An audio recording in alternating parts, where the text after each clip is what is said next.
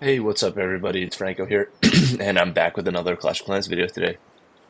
And today I want to cover the previous war that we had, and before I spoil it, the last video I made, I recommend you go check it out, and I explained how we faced against some clan war cheaters. And we started up our next war here, so we're in preparation day and everything, and that war has just ended now. So now here's a real question. Did we actually end up beating those clan war cheaters?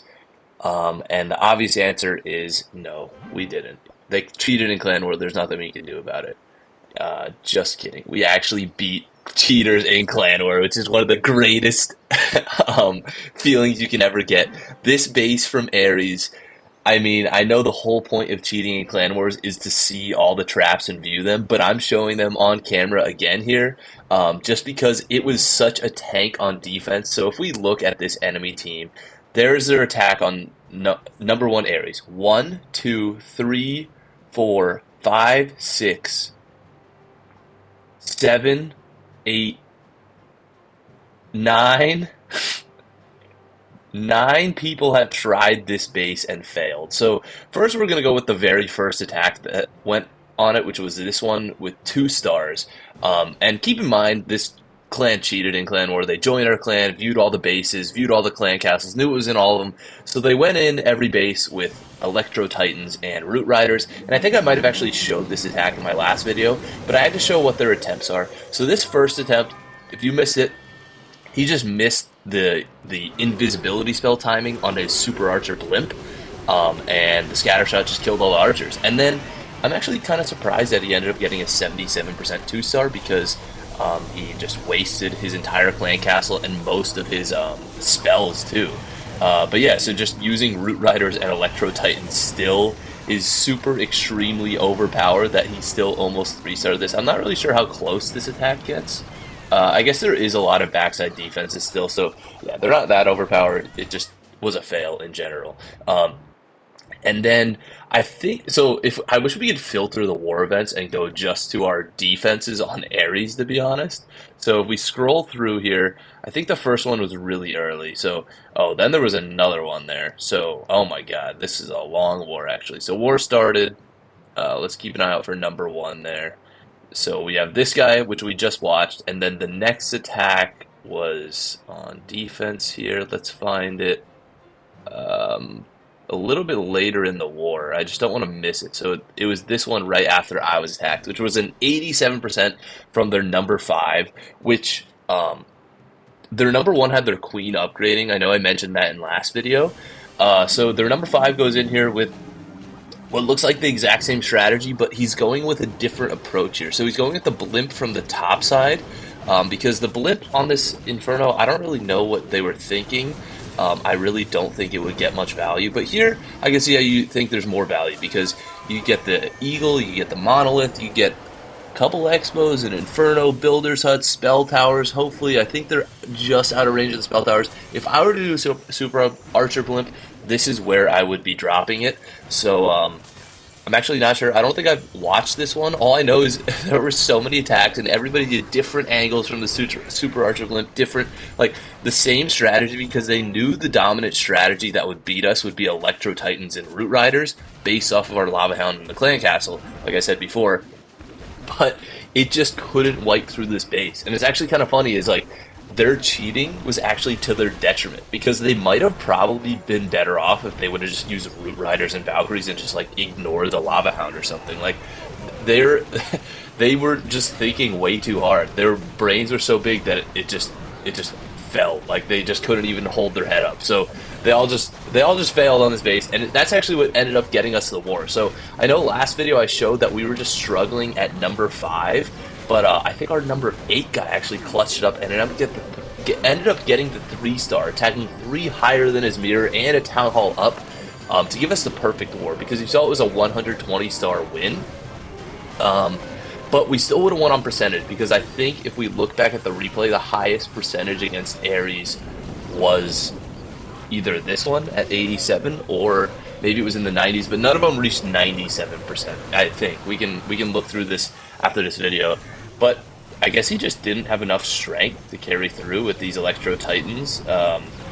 Electro Titans aren't the best, I guess. Like I know they just got a new level. That's probably why they were using it. But I don't know. I guess they just can't power through the base. I think just Root Riders are probably better by themselves. Let's fast forward here because we know it's going to end at just 87%. He does have a full health queen and a king with ability. I'm kind of surprised this actually doesn't go through. So the king goes to Phoenix, takes out the scatter shot, but no, there's way too many Teslas. Ares has these max level Teslas already. The defense is just so strong. I don't think Ares has any of the new defenses from the update because this war started roughly like a half hour, an hour after the update happened. So we don't have any of those. He doesn't have any of those, but still, it's enough to defend clearly. So where was I? U, it said, and then wait, how many U attacks are there? Oh yeah, because I got defense. Yeah, so that we watched that one. Where's the next one after the U's? Let's see here. All right, so 93%. This might have been the highest percent on this base. I'm not 100% sure. So look, he comes in again, Super Archer Blimp from another angle, yet another try. They just can't figure out that the Super Archer Blimp is not worth it on this base. It is way too spread out, honestly, and it's just not getting the value that it needs. Like, I know they're timing it perfectly because obviously now it's not cheating to know what is in the clan castle after 3 people have already done the attack on it. And he goes with the Root Riders from the top.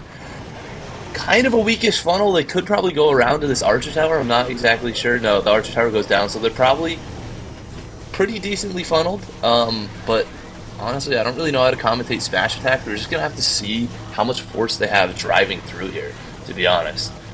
But there's another thing I thought I would address. On my last video, there were so many haters. There were so many people. Even the people in my clan are like, wow, the hate in the comments is unreal. Like, people were like, just change your clan to invite only, just do all this stuff. And I'm like, did you not even watch the video at all? Did you not hear my explanation of why it's not an invite only clan? Because we're unique. It's the same people that are like, oh, you're rushed, like your account's so trash and everything. And it's like, the only people that are going to comment you're rushed are people that hate their base because they can't rush. Like, if not rushing was, like, favorable and it was, like, fun, you wouldn't be commenting hateful on people that do rush. Like, so, like, the same logic with this. Like, the people that are like, oh, like, just make it invite only are kind of jealous that it's, like, a clan that anybody can join. Like, that's such a rare thing to see. All right, so where are we at? We saw the 93% go through there, and then we got a 61% here. All right, I just don't want to miss. There are so many attempts on this. Let's go 4 times speed here, or 2 times quick, because I bet it's just, yeah, another approach with the Super Archer. They just can't figure out that this is just not the attack strategy used. I think I watched this one live, and he invests the Warden, which is probably a worse idea. Like, he's just gonna get Monolith, maybe Town Hall. There's still so many defenses on this end that aren't going to get hit. I think the best approach was on this wall segment, like the guy who got, I think, 87% hit.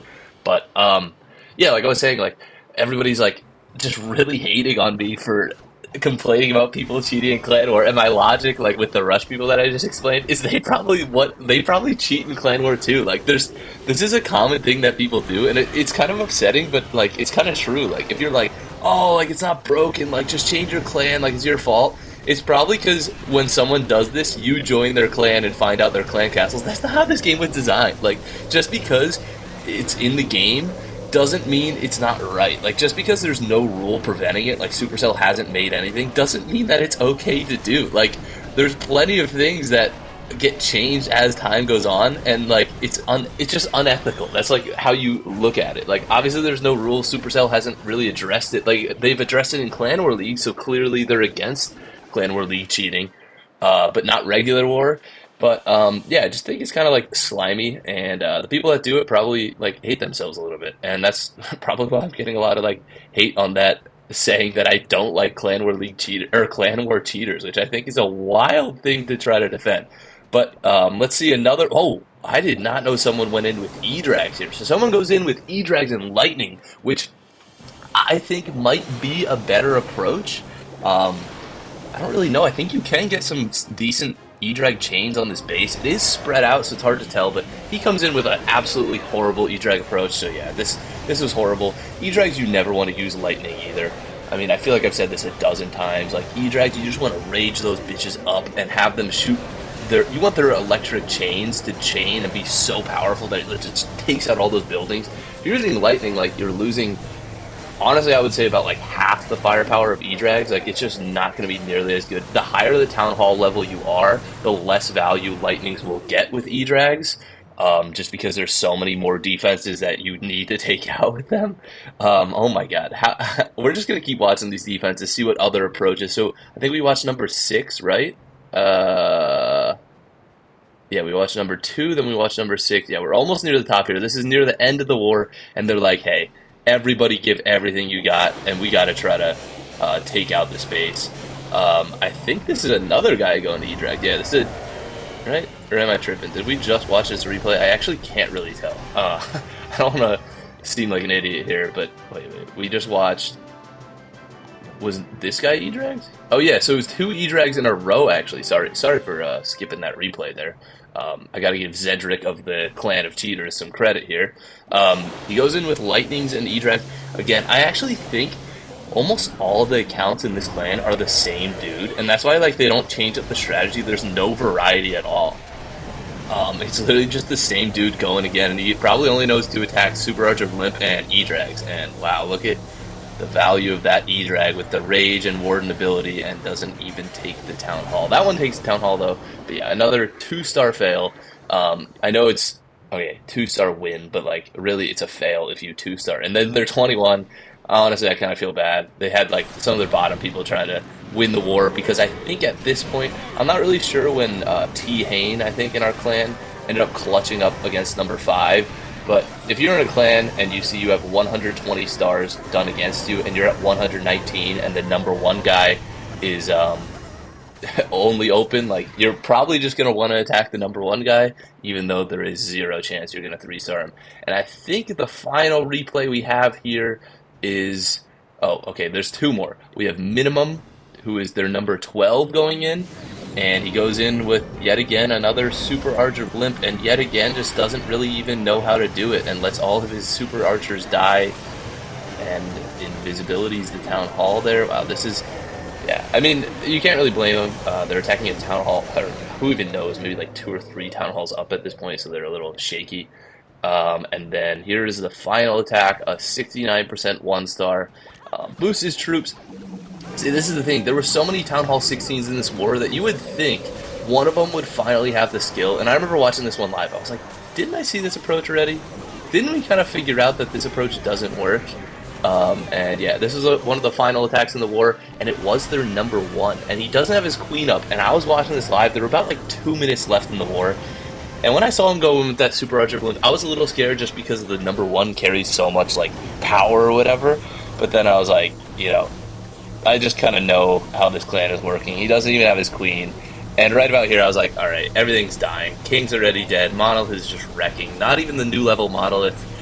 Someone else in the comments was like, oh, the new level Monolith won't make that matchup that much of a difference. Like, haha, or something like sarcastic, like mean almost. And I was like, yeah, it can. I was like, dude, it's kind of simple. Like, if you have higher defenses, the chances people 3-star are actually less. Like, it doesn't make it easier to 3-star. And the new Monolith gives 1 extra % damage. Like, it's kind of pretty significant. But, yeah, a lot of people, I don't know.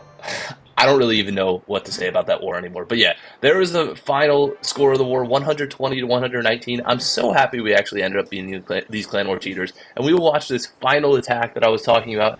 T. Hain goes in on number 5 there before I actually watch it. Let's see when it happened in the war. So I think it was pretty late. I was asleep last night. Yeah, so it was a little bit left, and then they were like, we're going to lose on percentage because they just needed to get a 98% to beat us. We had 97 on the space, and then this was just the nail in the coffin. It just ended the war here, and there wasn't really much they could do after it because I think they just did, yeah, they just saved their number 1 guy's attack. And it's kind of selfish from the number 1 guy. Like, honestly, I guess they're a clan of cheaters. I don't know what their ethics are or whatever, but like, if you were the number 1 guy and you were like, hey, it's up to me to clutch this war tie, basically, I would probably like maybe consider gemming my hero or whatever. Someone in my clan was like, hey, why didn't you gem your king for like one of those attacks that I did and I like failed? And I was like, there's so many people across the board that can clutch up that I was like, I'm not really too concerned, to be honest.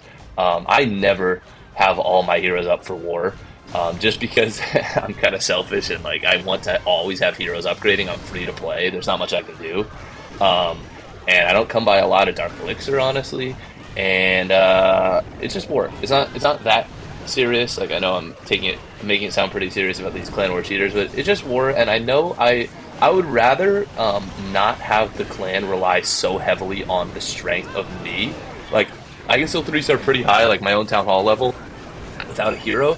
But I would much rather build a community around me, like the clan members around me be strong themselves, so that if I mess up or one person messes up, it's not the end of the world. So that's kind of my logic. Like, you don't really want the entire clan to rely on one person. So we have a really strong group here, and clearly, like, we 3-starred with a heavy outmatch. Like, this was probably one of the hardest wars we have ever had in our history because, oh, this is such a cool overgrowth spell, but because one, they outmatched us by 3 or 4, or I think 4 or 5 Town Hall 16s, actually, now that I think about it, and way more Town Hall 15s, too, or just the depth after. Their Town Halls were significantly higher all across the board, except for the very bottom. It was like some Town Hall 9s. I'm like, oh, great. Let's just make the guys who don't really count in war anyway a little bit easier. And then also they cheated on offense, which is obviously it doesn't make it any easier when they know where your traps are, maybe, and where they know what the clan castles are. So yeah, we were a heavy offense disadvantage, like us attacking and defense, but it didn't end up mattering. At least they weren't that skilled at attacking maxed out Town Hall 16s. And maybe the new update did change a little bit. Maybe they balanced some troops. I didn't really pay attention or anything, but we do have T. Hayne finishing off the 3-star to give us this perfect war. And let's look at our war streak now. So we have, I think, what is our streak? It says 10. We have a war streak of 10. And we have a perfect war streak of 5, which is kind of cool. I wish there was a stat for perfect war streak. I guess you could just look at the war log, but yeah, we are dominating most of these clans out here, which is pretty cool. And one last thing I want to talk. Oh my god, sorry for the stutter. One last thing I wanted to talk about is like this rocket balloon spotlight's almost over, and I'm really torn on these events. I think it's just a cash grab from Supercell, but I do have to say this streak event, I do think is pretty cool. Like, there's nothing that they're making money on unless you want to gem it, which is pretty tempting, I'm not gonna lie, and like I think that's perfectly fair. Like to have these passes and stuff and like these subscription type models kind of gets a little bit annoying, and this kind of feels like an old school type event. And I know I'm kind of a big hater on how many events they have and how much money they're trying to make, but like this one I actually think seems kind of cool. Like I'm kind of excited to do this. There's nothing that you can like buy, and there's nothing that like if you play a bunch you get way better. It's just kind of like a streak event. I almost wish they do more of these. I actually really like this event. But yeah, well, I'll touch back in on it because I don't really think the rewards are that good, but it's just kind of cool. It's like something to unlock. I wish they had like a scenery at the end. Like they don't have to make it like loot or ores or anything. Like they could easily just make it like something cosmetic or something, or like a shovel of obstacles, or like something like that. Like it doesn't have to be progress in the game. But yeah, I think they can get pretty creative with this event, and I think it will be pretty cool. But yeah, I think that's it for the video. Thank you guys for watching, and I hope you do not cheat in Clan War like this shitty clan. And I will see you in the next video. Peace.